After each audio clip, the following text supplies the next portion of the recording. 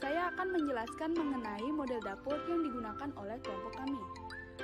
Model dapur yang digunakan oleh kelompok kami merupakan model U dan diletakkan di dekat halaman agar tidak terkesan monoton.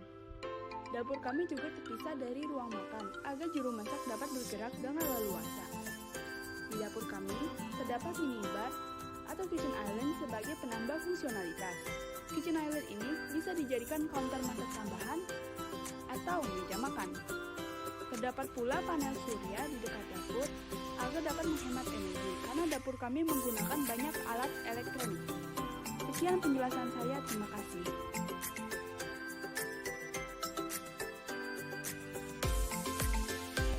Saya Susanto dan saya akan menjelaskan mengenai model dapur. Jadi, dapur adalah suatu ruangan atau tempat khusus yang memiliki perlengkapan dan peralatan untuk mengolah makanan hingga siap disajikan. Fungsinya ada dua, yaitu menyimpan makanan dan mengolah makanan hingga siap disajikan. Umumnya, terdapat 3 model dapur, yaitu model U, model L, dan model lorong. Mari kita bahas satu persatu. Model U adalah model dapur yang terlihat mengelilingi ruangan seperti huruf U. Model ini biasa digunakan di apartemen kecil. Kelebihannya adalah mudah beralih dari satu kegiatan ke kegiatan yang lainnya, karena jarak antar alat penyelenggaraan sangatlah dekat. Kekurangannya adalah jika kurang tempat penyimpanan atau didesain dengan buruk, maka akan terasa sesak dan sempit. Kedua, model L.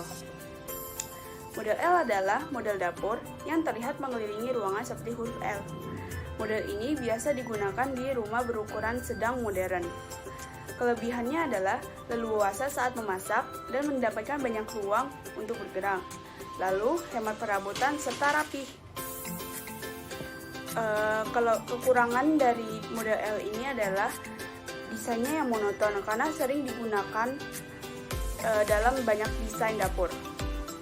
Terakhir, ada desain lorong. Desain lorong adalah model dapur yang memanjang dalam satu dinding seperti lorong. Model ini biasa digunakan di rumah dengan desain memanjang. Kelebihannya adalah area lantai maksimum sehingga menciptakan rasa keterbukaan di ruang dapur. Kedua, meningkatkan fungsionalitas karena tidak ada alas sudut. Namun terdapat beberapa kekurangan, yaitu tidak cocok untuk dapur besar karena juru masak harus jalan dari ujung ke ujung.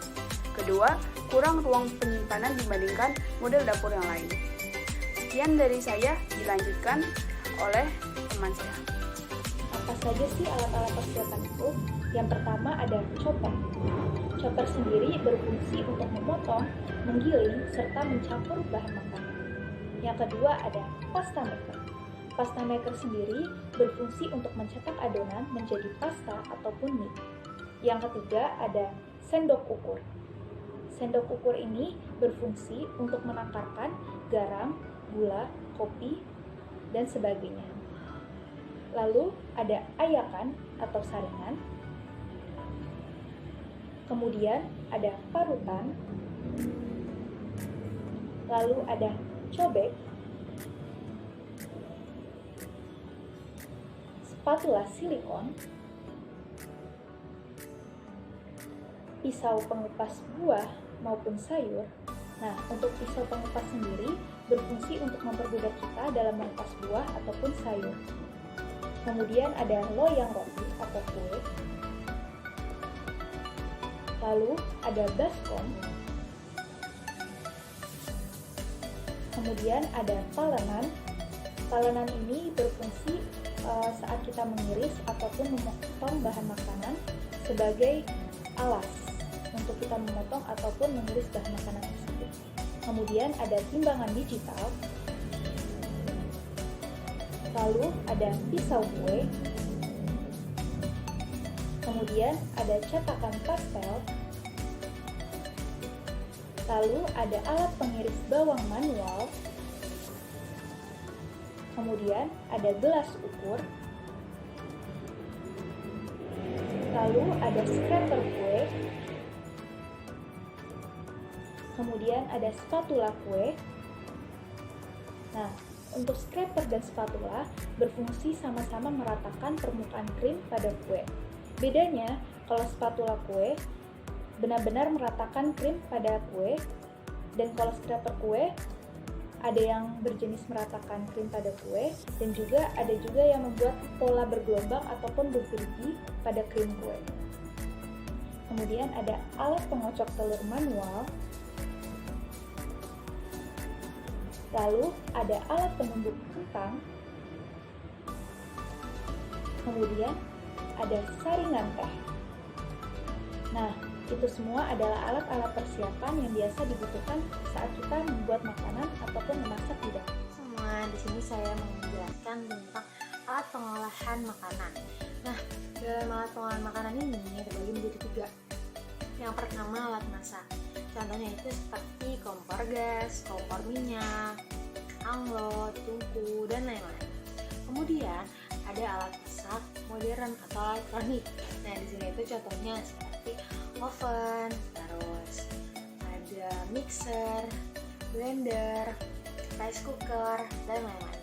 Yang kedua yaitu adalah perlengkapan masak. Perlengkapan masak ini yang berada di atas kompor, contohnya seperti wajan, terus panci, kemudian katel, dan lain-lain. Dan yang terakhir yaitu alat pelengkap. Ya, alat pelengkap masak. Nah, di alat pelengkap masak ini contohnya itu seperti sendok kayu, spatula, dan lain-lain. Nah, segitu aja nih dari alat pengolahan makanan. Jadi sama teman saya. Adalah peralatan penyajian, yaitu yang pertama taplak meja Meleton yang gunanya agar permukaan tidak rusak karena panas. Yang kedua adalah taplak meja dari linen, plastik, dan sutra, gunanya agar penampilan lebih menonjol. Terakhir dari taplak meja ada skirting yang digunakan untuk menutup kaki meja. Selanjutnya adalah serbet, digunakan untuk alas baju, mengusap mulut, ataupun mengelap tangan. Selanjutnya adalah peralatan berupa dinner plate untuk piring makanan utama, appetizer plate untuk makanan pembuka, demi-taste cup untuk cangkir kopi, dan peralatan lainnya seperti show plate, salad plate untuk salad, cake plate untuk menaruh kue, soup dish, bread plate untuk menaruh roti, dan lain sebagainya. Selanjutnya adalah gelas water goblet untuk air putih, highball glass, rod glass, wine glasses, shot glass, champagne flute, snifter, martini glass, dan pouring glass, dan lain sebagainya yang digunakan sebagai cocktail glass. Dan ada pula sendok, pisau, dan garpu yang digunakan untuk memotong atau menyendok makanan, seperti table knife untuk hidangan utama, dessert spoon untuk dessert, dessert fork, dessert knife, soup spoon untuk sendok sup, dan butter spreader untuk meratakan mentega. Yang selanjutnya adalah alat penyimpanan basah. Salah satu contoh dari alat penyimpanan basah adalah kulkas. Kulkas memiliki fungsi sebagai tempat menyimpan bahan makanan seperti buah dan sayuran agar tetap terjaga kualitasnya. Yang kedua adalah freezer. Freezer biasanya berfungsi sebagai tempat untuk menyimpan bahan makanan seperti daging dan hasil laut. Yang selanjutnya adalah alat penyimpanan kering. Contohnya mixing bowl. Mixing bowl memiliki fungsi untuk mencampurkan bahan makanan. Dan yang kedua ada Benny Mary pot, berfungsi untuk menyajikan hidangan makanan agar tetap terjaga panasnya.